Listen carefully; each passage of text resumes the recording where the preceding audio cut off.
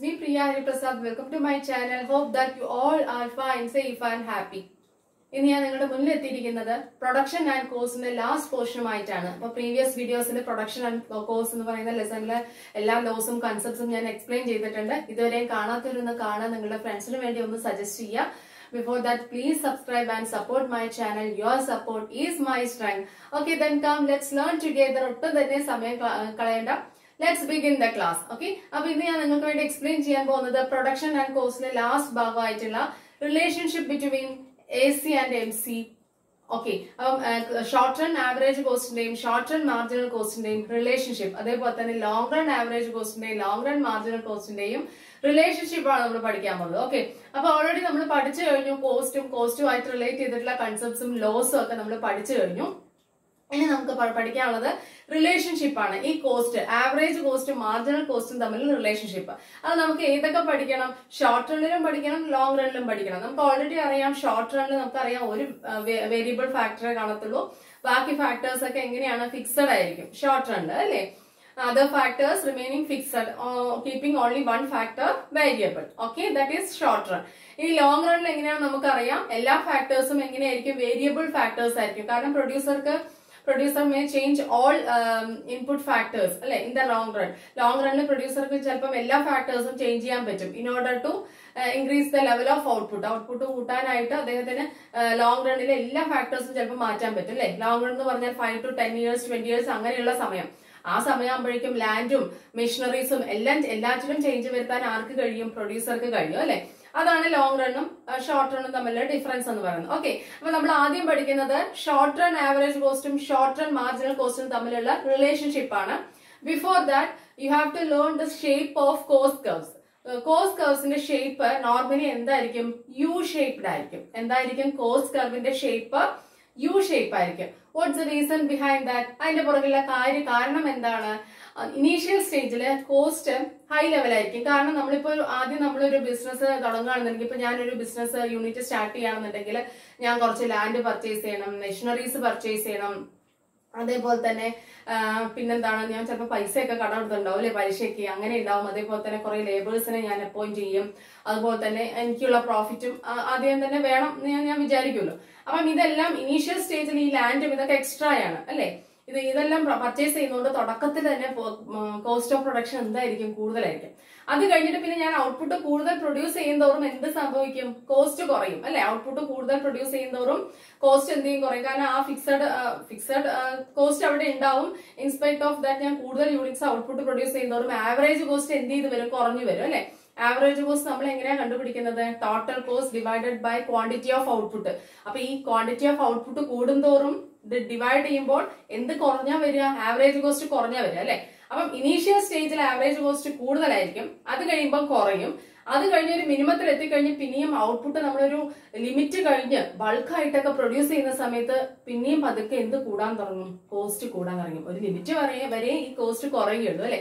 അത് കഴിഞ്ഞ് വീണ്ടും ബൾക്കായിട്ട് പ്രൊഡ്യൂസ് ചെയ്യാണ് പ്രൊഡക്ഷൻ അടുത്ത സ്റ്റേജിലോട്ട് പോവാണെന്നുണ്ടെങ്കിൽ അഗൈൻ ഒരു എക്സ്ട്രാ കോസ്റ്റ് നമുക്ക് വരും. അപ്പൊ ആവറേജ് കോസ്റ്റ് വീണ്ടും കൂടും. അപ്പൊ ആദ്യം കൂടുതലായിരിക്കും, പിന്നെ കുറയുന്നു, മിനിമത്തിൽ എത്തുന്നു, പിന്നെ അഗൈൻ കൂടുന്നു. ഈ ഒരു ടെൻഡൻസി ഉള്ളത് കൊണ്ടാണ് കോസ്റ്റ് കർവ്സിന് എന്ത് ഷേപ്പ് വരുന്നത്? യു ഷേപ്പ് വരുന്നത്. ഓക്കെ, നോക്കിക്കോളൂ. ഈ ചെറിയൊരു ഡയഗ്രം ഞാൻ നിങ്ങൾക്ക് പറഞ്ഞുതരാം. ഇതെപ്പോഴും പഠിക്കണം കേട്ടോ. കോസ്റ്റ് കർവ്സിന്റെ ഷേപ്പ് എന്തുകൊണ്ടാണ് യു ഷേപ്പ് വരുന്നത് എന്നുള്ള കാര്യം പഠിക്കണം കേട്ടോ. ഇവിടെ ഔട്ട്പുട്ട് ആണ് മെഷർ ചെയ്യുന്നത്, ഇവിടെ ആവറേജ് കോസ്റ്റ് ആണ് വിചാരിക്കുക. ഓക്കെ, നോക്കിക്കോളൂ. ആദ്യം ഇനീഷ്യൽ സ്റ്റേജിൽ കോസ്റ്റ് ഹൈ ആയിരിക്കും. ഇവിടെ നിന്ന് സ്റ്റാർട്ട് ചെയ്യും. എന്താ കാരണം? നമുക്കറിയാം, ഫിക്സഡ് കോസ്റ്റ് ഒക്കെ ഉണ്ടല്ലോ പ്രൊഡക്ഷന്റെ സ്റ്റാർട്ടിങ്ങിൽ. ഓക്കെ, അത് കഴിഞ്ഞ് അത് നോക്കിക്കോളൂ, താഴോട്ട് വരുന്ന ഒരു മിനിമത്തിൽ ഇങ്ങനെ എത്തും. അത് കഴിയുമ്പോൾ വീണ്ടും ഔട്ട്പുട്ടിന്റെ ലെവൽ കൂടുകയാണ്. ഒരു ലിമിറ്റ് ഇല്ലാതെ അങ്ങോട്ട് അഗൈൻ ഔട്ട്പുട്ട് കൂടുകയാണെങ്കിൽ വീണ്ടും എക്സ്ട്രാ നമുക്ക് കോസ്റ്റ് വരും. അപ്പൊ ഇവിടെ ഔട്ട്പുട്ട് പതുക്കെ കൂടുന്തോറും കോസ്റ്റ് കുറഞ്ഞു വന്നു. പിന്നെ മിനിമത്തിൽ എത്തിക്കഴിയുമ്പം അഗൈൻ ഔട്ട്പുട്ട് കൂടുകയാണെങ്കിൽ എന്ത് ചെയ്യും? കോസ്റ്റ് പിന്നെയും മുകളിലോട്ട് പോവുകയും ചെയ്യും. ശരിയല്ലേ? അപ്പൊ ആദ്യം കൂടുതലായിരിക്കും ഫിക്സഡ് കോസ്റ്റ് ഒക്കെ ഉള്ളത് കൊണ്ട് പിന്നെ ഔട്ട്പുട്ട് കൂടുന്തോറും അത് ഡിവൈഡ് ചെയ്ത് വരുമ്പോൾ കുറഞ്ഞു വന്നു ആവറേജ് കോസ്റ്റ്. അത് കഴിഞ്ഞാൽ ഒരു മിനിമത്തിൽ എത്തി. പിന്നെയും നമ്മൾ ഔട്ട്പുട്ട് ഒരു ലിമിറ്റ് ഇല്ലാതെ അങ്ങോട്ട് പ്രൊഡ്യൂസ് ചെയ്യുമ്പോൾ എക്സ്ട്രാ കോസ്റ്റ് പിന്നെയും വരുന്നു. അപ്പൊ എഗെയിൻ എന്ത് കൂടുന്നു? ആവറേജ് കോസ്റ്റ് കൂടുന്നു. അപ്പം കൂടുതലായിരുന്നു, കുറഞ്ഞു, മിനിമത്തിൽ എത്തുന്നു, എഗെയിൻ കൂടുന്നു. ഈ ഒരു ടെൻഡൻസി ഉള്ളത് കൊണ്ടാണ് എന്തിന് യു ഷേപ്പ് വരുന്നത്? കോസ്റ്റ് കർവ്സിന് യു ഷേപ്പ് വരുന്നത്. മനസ്സിലായോ? ഇത് നിങ്ങൾ keep it in your mind. ഇത് നമ്മൾ എപ്പോഴും ഓർത്ത് വെക്കണം അല്ലെ. അപ്പൊ ചോദിക്കും ചിലപ്പോൾ ഒരു മാർക്കിന് why the shape of cost curves are usually U-shaped എന്ന് ചോദിക്കും. Watts the reason behind that, what are the reasons എന്ന് ചോദിക്കും. അപ്പൊ നമുക്ക് എഴുതാം, ഈ ഒരു ചെറിയൊരു ഡയഗ്രാം വരച്ചിട്ട് നമുക്ക് എഴുതാം കേട്ടോ. എന്താണ് ഇനീഷ്യൽ സ്റ്റേജിൽ കോസ്റ്റ് കൂടുതലായിരിക്കും. എന്ത് കാരണം? ഫിക്സഡ് കോസ്റ്റ് ഒക്കെ ഉള്ളത് കൊണ്ട്. അത് കഴിഞ്ഞിട്ട് ഔട്ട്പുട്ട് കൂടുന്നതോറും കോസ്റ്റ് കുറയുന്നു. അത് കഴിഞ്ഞിട്ട് മിനിമത്തിൽ എത്തുന്നു. പിന്നെ ഔട്ട്പുട്ട് ഒരു സർട്ടൻ ലിമിറ്റ് കഴിയുമ്പോൾ എന്ത് ചെയ്യുന്നു? അഗൈൻ കോസ്റ്റ് കൂടുന്നു. മനസ്സിലായല്ലോ? ഓക്കെ, അതാണ്. അപ്പൊ കോസ്റ്റ് കർവ്സിന് എന്ത് ഷേപ്പാണ്? U shape. ഇനി നമുക്ക് ഡയറക്ട്ലി എന്തിലേക്ക് പോവാം? SMCയും SICയും തമ്മിലുള്ള റിലേഷൻഷിപ്പ് എന്താന്ന് പഠിക്കാം. അത് വളരെ ഇമ്പോർട്ടന്റ് ആണ് കേട്ടോ, നോട്ട് ചെയ്ത് വെച്ചോളാം. SMCയും SICയും തമ്മിലുള്ള റിലേഷൻഷിപ്പ് ഡിഗ്രി ലെവലിലായാലും ഏത് ക്ലാസ്സിലായാലും +2 ആയാലും അത് വളരെ ഇമ്പോർട്ടന്റ് ആണ്. അതായത് MCയും ACയും തമ്മിലുള്ള റിലേഷൻഷിപ്പ്, SMC SIC പറഞ്ഞാൽ MCയും AC എന്ന് പറയാം കേട്ടോ.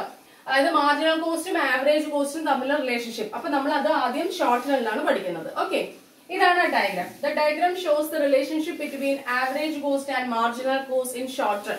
ഷോർട്ട് റണ്ണിലെ ആവറേജ് കോസ്റ്റും മാർജിനൽ കോസ്റ്റും തമ്മിലുള്ള റിലേഷൻഷിപ്പ് ആണ് ഇതിനകത്ത് പറയുന്നത്.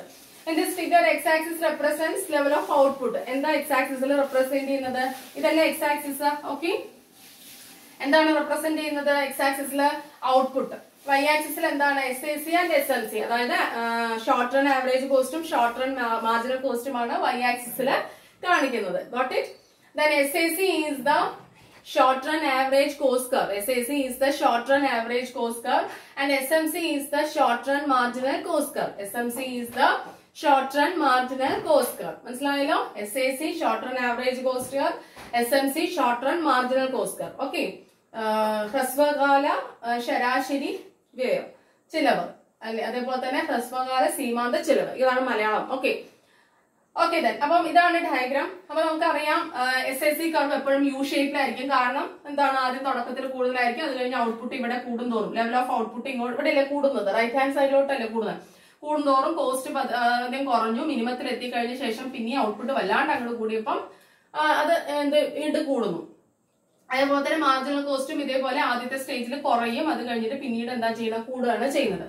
ഓക്കെ, അപ്പൊ ഇവിടെ റിലേഷൻ നമ്മൾ പഠിക്കേണ്ടത് when SIC decreases, SMC curve will be below the SIC curve. അതായത് ഈ SIC ഇതാണല്ലോ SIC. ഈ SIC കുറയുന്ന സമയത്ത് SMC കർവ് ആരുടെ താഴെയായിരിക്കും? SIC കർവിന്റെ താഴെയായിരിക്കും. ശരിയല്ലേ? അപ്പൊ കുറയുന്ന സമയത്ത് ഇതാണ് മുകളിൽ ആര് നിൽക്കുന്നു? SIC കർവ് മുകളിൽ നിൽക്കുന്നു. ആര് താഴെയായിരിക്കും? SMC കർവ് താഴെയായിരിക്കും. ഓക്കെ, അത് കഴിഞ്ഞിട്ട് ഇത് കൂടുന്ന സമയത്ത് SICയും ഇത് രണ്ടുപേരും കൂടുന്നുണ്ടല്ലോ. കൂടുന്ന സമയത്ത് SICയുടെ മുകളിലായിരിക്കും ആര്? SMC. ശരിയല്ലേ? മുകളിലോട്ടായിട്ടല്ലേ വന്നത്. ഓക്കെ, അപ്പം SIC when SIC decreases, SIC കുറയുന്ന സമയത്ത് SMC curve will be below the SIC curve. Okay, SMC curve ആരുടെ താഴെയായിരിക്കും? SIC curveന്റെ താഴെയായിരിക്കും കുറയുന്ന സമയത്ത്. അത് കഴിഞ്ഞ് കൂടുന്ന സമയത്ത് SIC curveന്റെ മുകളിലോട്ട് ആര് വരും? SMC വരും. മനസ്സിലായല്ലോ?